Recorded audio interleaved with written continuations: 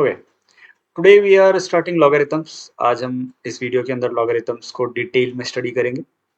So before we can deal with logarithms we need to revise some indices, क्योंकि logarithm और indices related होते हैं। Okay, तो जो बचपन में थोड़ी बहुत इंडाइसेस हमने पढ़ी है, पावर इंडाइसेस एंड एक्सपोनेंट, वो पता होने चाहिए आपको। आई होप कि आपको पता होगा। ओके, सो कुछ बेसिक चीज देख लेते हैं, जैसे कि 16 को हम लिख सकते हैं 2 पावर 4, 8 को लिख सकते हैं 2 पावर 3, 4 को लिख सकते हैं 2 square 2 power 2। Okay, 32 can be written as 2 power 5। इस तरीके से हम नंबर्स को पावर के फॉर्म में लिखते हैं, जिसके अंदर ये जो होती है ये, इसको हम पावर कहते हैं। कभी कभार इसको हम एक्सपोनेंट कहते हैं, कभी कभार इसको इंडेक्स कहते हैं, है ना। सारे इसके नाम हो गए। ये जो नीचे 2 है इसको हम बेस कहते हैं। ओके, ये बेस कहलाएगा, है ना। अब ये चीज आपको थोड़ी बहुत तो पता होनी चाहिए, आई होप, क्योंकि हम लॉगरिथम पढ़ रहे हैं तो ये सारी बेसिक नॉलेज आपको पता होगी, तभी हम आगे बढ़ रहे हैं ना। और कुछ और चीजें हैं जो डिमांड करता है ये लेक्चर कि आपको पता होनी चाहिए, जो कि है एक्सपोनेंट के some rules, like A power M multiply A power N, A power M plus N, है ना, और A power M N equal A power M N. तो ये सारे जो रूल्स आपने पढ़े थे पहले, वो सब आपको पता होने चाहिए, ठीक है। तभी आपको ये चीज आगे समझ में आएगी। आगे बढ़ते हैं। Why do we study logarithms? हम लॉगरिथम क्यों पढ़ते हैं? तो देखिए, जैसे कि अगर आपके पास कोई नंबर आ जाए, लाइक 32 2 पावर 5 होता है, ठीक है, एंड 8 2 पावर 3 होता है, ठीक है, ये हमें पता है। अगर कोई आपको कहता है कि आपको इस 32 और 8 को करना है मल्टीप्लाई, मतलब 32 मल्टीप्लाई 8, यहाँ कुछ आंसर आएगा। कैसे? वही मल्टीप्लीकेशन, लॉग मल्टीप्लीकेशन जो आप करते हैं, जैसे कि ये वाला 32 मल्टीप्लाई 8 16 256, वी गेट 256। दूसरा तरीका, 32 को मैं 2 पावर 5 लिख सकता हूँ मल्टीप्लाई, 8 को मैं 2 पावर 3 लिख सकता हूँ। मुझे पता है कि बेस सेम होता है तो पावर ऐड हो जाती है, तो 2 पावर 8 हो जाएगी। 5 और 3 8। 2 पावर 8 जो होता है वो 256 होता है। कैसे पता चला? 2 को 8 बार मल्टीप्लाई करना है, तो 2 को आप 8 बार मल्टीप्लाई कर लें। जब 2 को 8 बार मल्टीप्लाई कर लेंगे आपके पास 256 आ जाएगा। अब आप लोगों को ये लगेगा कि 32 इंटू 8 ही कर लेंगे डायरेक्ट, यार इतना क्या करने की आवश्यकता है। तो 32 और 8 तो यहाँ छोटे नंबर है, पर अगर ये नंबर बड़े हो गए, कुछ ज्यादा बड़े नंबर आ गए, तब आपको मल्टीप्लाई करने में दिक्कत आएगी। फिर आप बोलोगे कि इतना बड़ा मल्टीप्लाई कौन करे। तब यूटिलाइज होता है लॉगरिथम्स का, तब वहां पर यूज होगा लॉगरिथम्स। क्योंकि आपने क्या किया, बड़े मल्टीप्लाई को आप एक सिंपल एडिशन के टर्म्स में कन्वर्ट कर रहे हैं। यहाँ पावर ऐड करके डायरेक्ट आंसर निकाल रहे हैं, और आपको 2 को ही तो मल्टीप्लाई करना है। फिर छोटी छोटी पावर, 2 तो छोटा सा नंबर है, ये तो मल्टीप्लाई किया जा सकता है। बट जब बड़े नंबर आ जाते हैं तब ये प्रॉब्लम देता है। बाद में जैसे हम लॉगरिथम आगे डिस्कस करेंगे तो इसकी भी प्रॉपर्टीज होती है लॉगरिथम्स की, फिर उसको और आसानी तरीके से सॉल्व किया जा सकता है। तो देखिए, लॉगरिथम्स हमें चीजों को आसान करके देता है, ठीक है। सिमिलरली अगर डिवाइड करना होता हमें 32 डिवाइड 8, तब पावर माइनस होती है। 2 पावर 5 डिवाइड 2 पावर 3 होता तो हम क्या कर देते, 2 पावर 5 माइनस 3, 2 पावर 2, आंसर 4 आ जाता। ऑब्वियसली 8 4 32, है ना, तो 2 पावर 4 आ जाता। मतलब आपने डिवीजन को किस में कन्वर्ट कर दिया, बेसिक सिंपल सब्ट्रैक्शन के अंदर, और मल्टीप्लीकेशन को किस में कन्वर्ट कर दिया, एडिशन के अंदर। बस यही आइडिया लेकर आए थे जॉन नेपियर और हेनरी ब्रिग्स, जिन्होंने लॉगरिथम को डेवलप किया है। एक तरीका था मल्टीप्लिकेशन को एडिशन में कन्वर्ट करने का और डिवीजन को सब्ट्रैक्शन से रिप्लेस करने का, बड़े बड़े कैलकुलेशंस के अंदर, ठीक है। तो ये एक ओवरव्यू था। अब what is logarithm, what is actually logarithms, logarithms को किस तरीके से लिखते हैं, तो ये चीज अब देख लेते हैं, ठीक है। What is logarithms? ओके, तो जैसा कि मैंने अभी बताया 32 can be written as 2 power 5।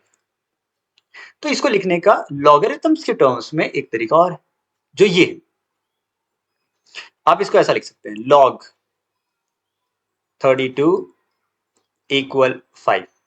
इसको किस तरीके से स्टेट किया जाता है, देखो log 2 base 2 of 32 is 5। ये इसकी स्टेटमेंट है, इस एक्सप्रेशन की स्टेटमेंट है कि इसको आप पढ़ोगे कैसे। तो log 2 base 2 of 32 is 5।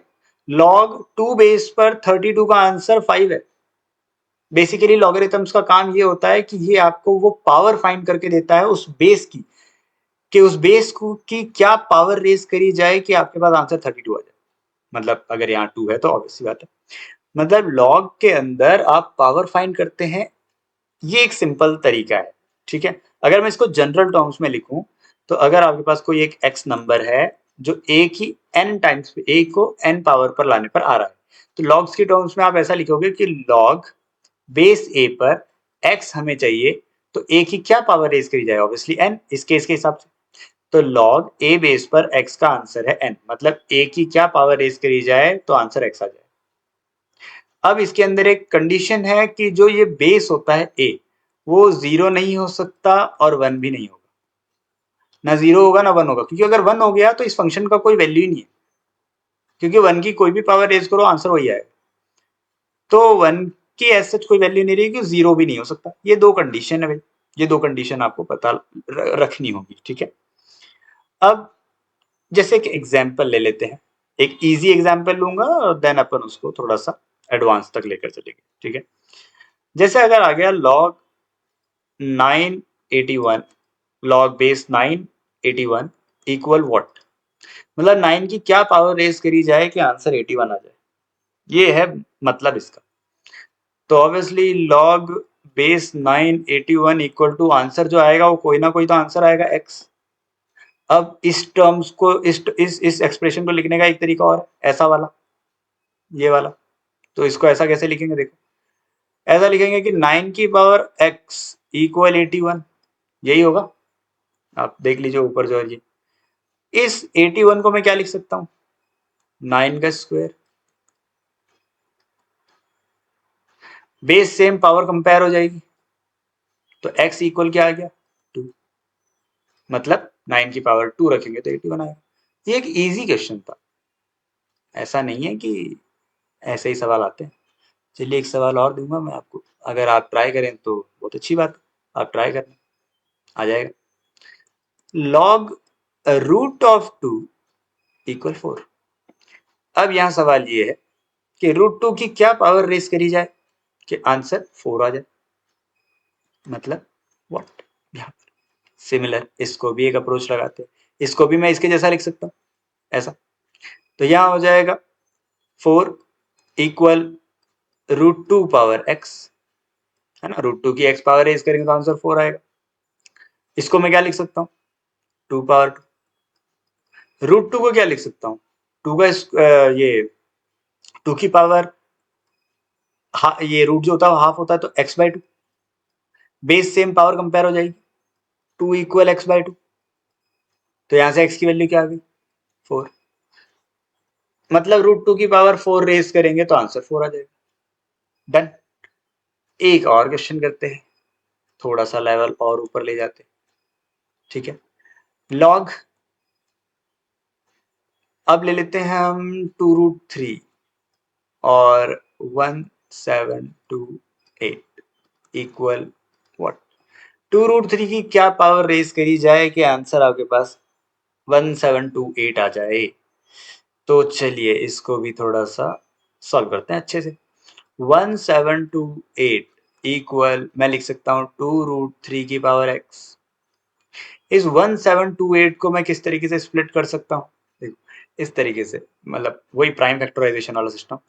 तो 2 पावर 6 मल्टीप्लाई 2 पावर, सॉरी 2 नहीं, 2 पावर 6 मल्टीप्लाई 3 पावर 3 होना चाहिए।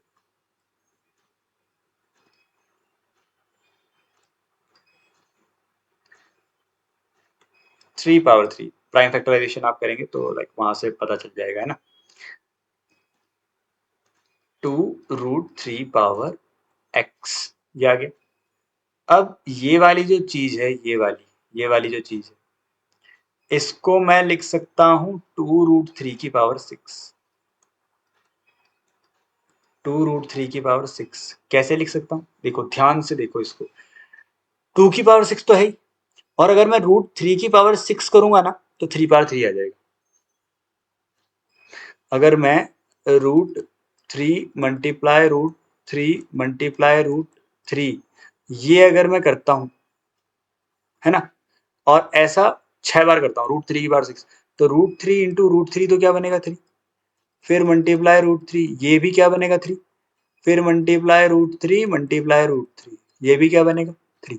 देखो 3 की पावर कितनी आई 3, और √3 की पावर कितनी आई 6, दैट्स वाई मैंने 2√3 की पावर 6 लिख दी। बिल्कुल लिख सकते हैं सर, 2√3 की पावर x। अब वही चीज, बेस सेम, पावर कंपेयर, तो x का आंसर कितना आ गया 6, मतलब 2√3 की कितनी पावर रेज करनी पड़ेगी 6, तब आपके पास 1728 आंसर आ जाएगा। समझ में आया? यहां तक समझ में आ गया आप लोगों को कि लॉगरिथम्स किस तरीके से यूटिलाइज हो रहा है? बिल्कुल इसी तरीके से यूटिलाइज होता है। चलिए इसको ना एक लेवल और ऊपर लेकर चलते हैं थोड़ा सा। Log 1040 degree base, cot 50 degree equal what? 1040 degree की क्या पावर रेज करी जाए कि कॉट 50 डिग्री आंसर आ जाए, या कॉट 50 डिग्री की जो वैल्यू होती है वो और 1040 डिग्री की जो वैल्यू होती है वो यहाँ पर रहेगा। Same pattern, 1040 degree equal cot 50 degree to the power x। 1040 degree को ट्रिग्नोमेट्री के फॉर्मूले से मैं लिख सकता हूँ कॉट 50 डिग्री, बिल्कुल लिख सकता हूँ, और ये हो गया कॉट 50 डिग्री पावर x की वैल्यू क्या आ गई 1। इतना आसान था, देखो हो गया। दिखने में कितना लग रहा था ऐसा, आंसर क्या है ऐसा। सिंपल प्रॉपर्टीज आपको पता होनी चाहिए छोटी मोटी, जो आपको बेसिक हमने पहले पढ़ रखा है। अगर वो आपको पता है, बहुत आसान है लॉगरिथम को समझना, लॉगरिथम का यूटिलाइजेशन बहुत इजी है, बच्चों को टफ लगता है, बट अगर उनको ये लॉगरिथम को यूटिलाइज करना आ गया तो बड़े बड़े क्वेश्चंस के अंदर जो बड़े बड़े कैलकुलेशन आ जाते हैं उसको ये बहुत ईजी तरीके से सॉल्व कर सकते हैं, बहुत आसान है। ठीक है, आज के लिए इतना ही रखते हैं, नेक्स्ट पार्ट के अंदर इसके और आगे अपन चलेंगे।